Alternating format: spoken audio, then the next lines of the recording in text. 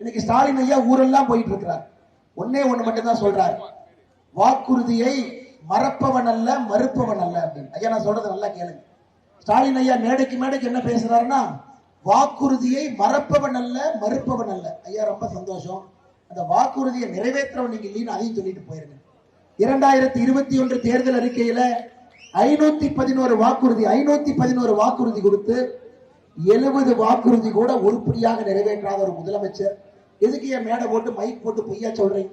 99% வாக்குறுதி நிறைவேற்றிட்டு டாக்டர் போன என்ன சொல்லுவாருன்னா, தம்பி ஆல் இஸ் வெல் உனக்கே உனக்கு சொல்லி நல்லா இருக்கும் அப்படின்னா, அது மாதிரி நம்முடைய முதலமைச்சர் அவர்கள் 99% நிறைவேற்றிட்டேன் 99% நிறைவேற்றேன். ஐயா 511 70 வாக்குறுதி என்பது 15%.